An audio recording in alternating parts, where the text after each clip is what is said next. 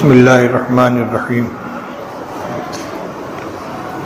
الحمد للہ رب العالمین والصلاة والسلام علی سید الانبیاء والمرسلین سیدنا و نبینا و مولانا محمد وعلی آلہ و اصحابہ اجمعین اما بعد۔ محترم حضرات اساتذہ کرام اور عزیز طلبہ، انجمن تقویت الاسلام شعبہ مناظرہ طلبہ دارالعلوم دیوبند کا آج کا یہ پروگرام اپنے معمول کے اجلاس کا ایک حصہ ہے۔ ابتدائی سال میں، درمیان سال میں اور اختتام سال پر اس کے اجلاس ہوتے رہتے ہیں۔ جس طرح انجمنوں کے اجلاس ہوتے ہیں، خاص طور سے بڑی انجمنوں کے، اناد الادبی ہے، مدنی دارالمطالعہ ہے، سجاد لائبریری وغیرہ، اس اعتبار سے آج کا یہ اجلاس کسی الگ نوعیت کا نہیں ہے، لیکن اتفاق سے اشتہار کو کسی نے سوشل میڈیا کے اوپر وائرل کر دیا، اس کی وجہ سے وائرل کر دیا، جس کی وجہ سے کچھ لوگوں کی اس کے سلسلے میں تشویش پیدا ہوئی اور کئی جگہ سے یہ مطالبے آئے کہ آج کل کے ماحول میں مناظرہ نہیں ہونا چاہیے۔ اگر یہاں میڈیا کے کچھ افراد موجود ہوں یا خبروں سے دلچسپی رکھنے والے، تو ان کے سامنے میں یہ وضاحت کرنا چاہتا ہوں کہ یہ کوئی مناظرہ نہیں ہے۔ اس مجمع کے اندر دونوں طرف دارالعلوم دیوبند کے طلبہ ہیں جو مسلک علماء دیوبند کے حامل ہیں، ایک مسلک سے تعلق رکھتے ہیں۔ یہ ان کے مشق و تمرین کا ایک حصہ ہے۔ جس طرح انجمن میں تقریر کی مشق کرتے ہیں، دیواری پرچوں میں اردو، عربی اور دیگر زبانوں میں مضامین لکھ کر مضمون نویسی کی مشق کرتے ہیں، اسی طرح مسائل کی تنقیح و تحقیق کے سلسلے میں اپنا نظریہ پیش کرنے اور اس کو مدلل کرنے کے سلسلے میں مشق و تمرین کے لیے انجمن تقویت الاسلام کا قیام عمل میں آیا ہے۔ اس میں جہاں اسلام سے خارج فرقوں مثلاً قادیانیوں، عیسائیوں وغیرہ کے سلسلے میں مناظرے ہوتے ہیں،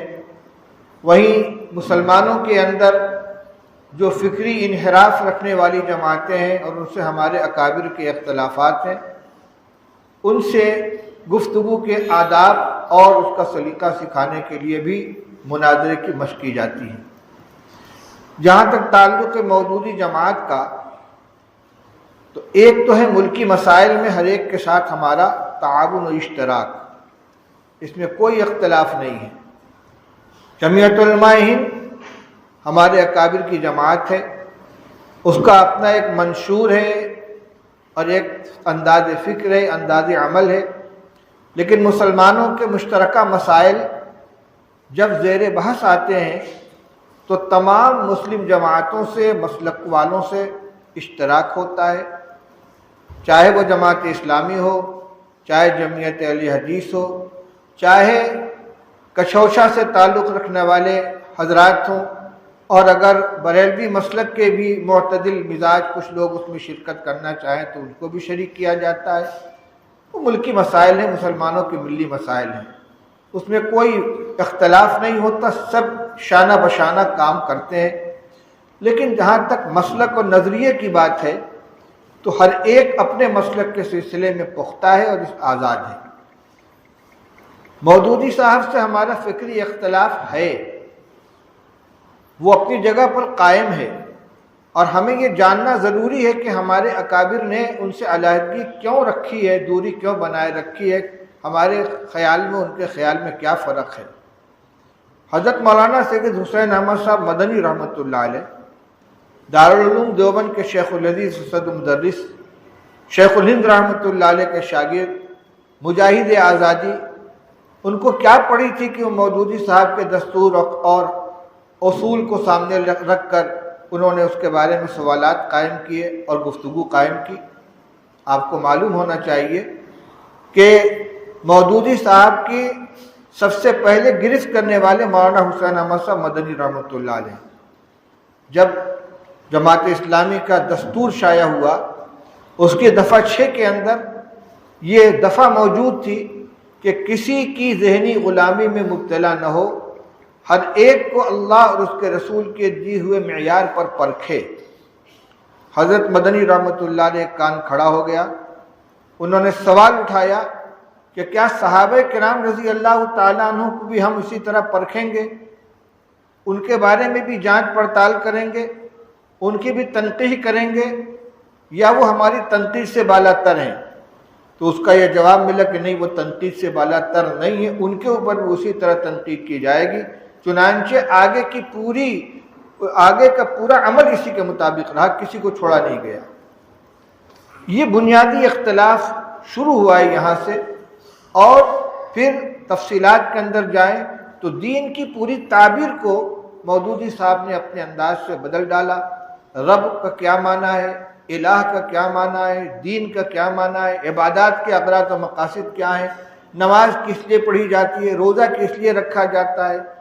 اور حج کس لیے کیا جاتا ہے۔ ایک تو مفہوم اور اغراض و مقاصد وہ تھے جو امت کے اندر متوارث چلے آ رہے تھے، ایک وہ ہے جو مودودی صاحب نے بیان کرنے کی کوشش کی۔ مولانا ابو الحسن علی ندوی جیسا یکسو عالم کہ جن کے بارے میں کہا جا سکتا ہے کہ ان کا کسی سے کوئی اختلاف نہیں تھا، ہر ایک کے ساتھ وہ جڑ کر رہتے تھے اور ایک متفق علیہ شخصیت کی حیثیت رکھتے تھے، لیکن ان کو بھی ان اصطلاحات کے سلسلے میں مودودی صاحب کے خلاف قلم اٹھانا پڑا۔ حضرت مولانا محمد زکریا صاحب کانلوی رحمۃ اللہ علیہ، خانقاہ نشین،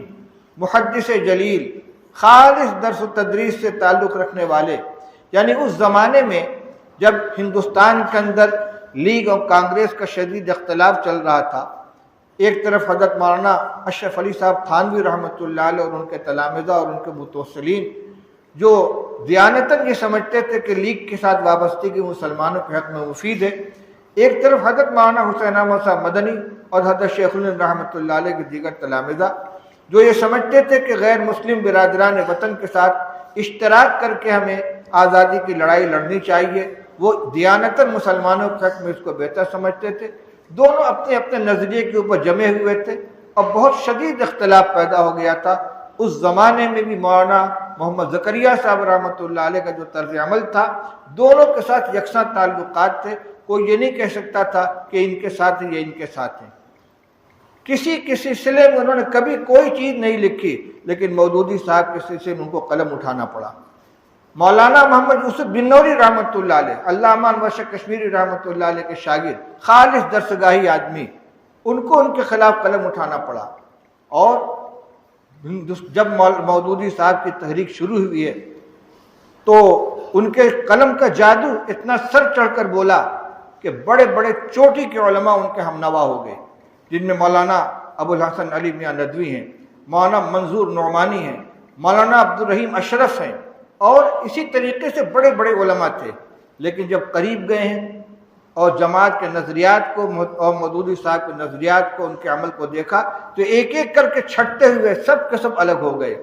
اور یہ اتنے اخلاص کے ساتھ ان کے ساتھ گئے تھے کہ مولانا منظور احمد نعمانی رحمۃ اللہ علیہ نے جب اپنا مستقر بریلی چھوڑا ہے اور وہ سیالکوٹ سفر کر کے گئے ہیں مودودی صاحب کی حمایت میں، اس کا نام ہجرت رکھا تھا کہ میں گویا ہجرت کر کے آ جاؤں، سن تن من دھن سے ان کے ساتھ ہو گئے تھے۔ لیکن کچھ دن گزرنے کے بعد ان کو لکھنا پڑا مودودی کے ساتھ میری رفاقت کی سرگزشت، پوری کتاب انہوں نے لکھی ہے۔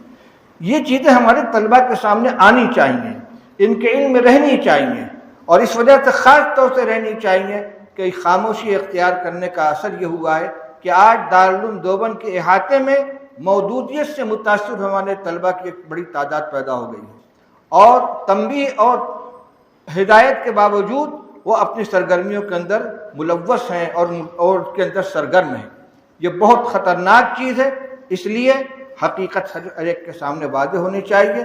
آج کے اس مناظرے کا مقصد طلباء کے درمیان مودودی صاحب کے فکر کا تعارف کرانا ہے، اور جب یہ میدان عمل میں جائیں تو اپنے اکابر کے معتدل مسلک کے حامل بن کر جائیں۔ ہمارا اختلاف بہت سی چیزوں میں جماعت اہل حدیث کے ساتھ بھی ہے، بریلوی حضرات کے ساتھ بھی ہے، جماعت اسلامی کے ساتھ بھی ہے۔ یہ اختلاف ہمیں ہی اختلاف نہیں ہے، ان کو بھی ہم سے اختلاف ہے، مودودی صاحب کو بھی ہم سے اختلاف ہے، جماعت اسلام اور جمعیت اہل حدیث کو بھی ہم سے اختلاف ہے، بریلویوں کو بھی ہم سے اختلاف ہے، ادھر سے بھی ہے ادھر سے بھی ہے، لیکن وہ نظریات کا ہے، مسلک کا ہے، دین کے احکام کا ہے۔ اور جہاں تک ہندوستان کے اندر مسلمان کی حیثیت سے جینے اور زندگی گزارنے کا معاملہ ہے، مسلمانوں کے حقوق کا مسئلہ ہے، ان کے ملی مسائل کا مسئلہ ہے، ہم سب ایک ساتھ رہتے ہیں۔ اور یہ مناظرہ کسی اسٹیج پر نہیں ہو رہا ہے، کسی میدان میں نہیں ہو رہا ہے، کوئی چیلنج نہیں کیا جا رہا ہے، یہاں دونوں طرف طلبہ ہیں، دارالعلوم دیوبند کے طلبہ ہیں۔ مقصد یہ ہے کہ حقیقت سے واقف ہو جائیں۔ اس لیے جن طلبہ کے ذہن میں یہ بات ہے کہ اس کو موضوع نہیں بنانا چاہیے، ان سے بھی میں کہتا ہوں کہ اگر آپ اس سے واقف نہیں رہیں گے یا تو آپ ان کے فکروں کے شکار ہو جائیں گے، یا اگر کبھی آپ کو گفتگو کی ضرورت پڑی تو آپ لاجواب ہوں گے، خاموش بیٹھنا پڑے گا۔ اس لیے جیسے اور دیگر موضوعات کے اوپر تیاری کر کے آپ کے ساتھی آپس میں گفتگو کرتے ہیں، ایک فریق ادھر کا بن جاتا ہے، ایک فریق ادھر کا بن جاتا ہے، جبکہ دونوں آپ کے فکر کے حامل ہیں، اسی طریقے سے یہاں بھی دو جماعت بنا کر ان افکار کا تقابل کیا جائے گا تاکہ آپ کو معلوم ہو جائے کہ مودودی صاحب کے جماعت اسلامی کے نظریات کیا ہیں، ہمارے اکابر کے نظریات کیا ہیں، کیوں حضرت مدنی، حضرت مولانا یوسف بن نوری، حضرت مولانا محمد زکریا صاحب کاندھلوی اور مولانا منظور احمد نعمانی، مولانا نجم الدین اصلاحی، ان جیسے اکابر نے کیوں ساتھ دینے کے بعد نہیں، ساتھ دینے والے تو چند تھے، ان جیسے اکابر نے آخر کیوں مودودی صاحب کے نظریات کی تردید کو ضروری سمجھا۔ اس لیے آج کے اس مناظرے کو آپ غور سے سنیں، اس کے مضامین کو ذہن میں رکھیں۔ ہاں، مجادلہ، مخاصمت نہیں ہونی چاہیے، دلائل کے ساتھ گفتگو ہونی چاہیے تاکہ آپ کے ذہن کے اندر دونوں طرف کے دلائل آ جائیں۔ پھر آپ یہاں سے فارغ ہو کر جائیں گے، اپنی درسگاہوں میں جا کے اپنے عمل میں مشغول ہو جائیں گے، کوئی آپس کے اندر کا مباحثہ نہیں ہوگا۔ یہ ایک مشق ہے، جیسے تقریر کی مشق ہوتی ہے، تحریر کی مشق ہوتی ہے، اسی طریقے سے گفتگو کرنے کی بھی مشق ہے۔ اور آپ جانتے ہیں، اگر آپ نے الفوز الکبیر پڑھی ہے، قرآن علوم کو جو حضرت شاہ ولی اللہ رحمۃ اللہ علیہ نے 5 قسموں پر منقسم کیا ہے، اس میں ایک علم المجادلہ بھی ہے کہ دوسرے کے ساتھ گفتگو کرنے کا بھی انداز قرآن نے ہمیں سکھایا ہے۔ وجادلہم باللتی ہی احسن، اسی مجادلہ باللتی ہی احسن کو سکھانے کے لیے انجمن تقویت الاسلام کے ذریعے اس طرح کے پروگرام ہوتے ہیں۔ ان کا مقصد نہ حقیقی مناظرہ ہے، نہ کسی کو یہاں چیلنج کیا گیا ہے، بلکہ طلبہ ہی کے دو جماعتوں کے درمیان مباحثے کی شکل پیدا کی جا رہی ہے تاکہ دونوں طرف کے دلائل ہمارے سامنے آ جائیں اور ہم اپنے اکابر کے معتدل مسلک کے اوپر گامزن رہتے ہوئے آگے قدم بڑھائیں۔ اللہ تعالی ہم سب کو صحیح عمل کرنے کی توفیق عطا فرمائے۔ وآخر دعوانا الحمدللہ رب العالمین۔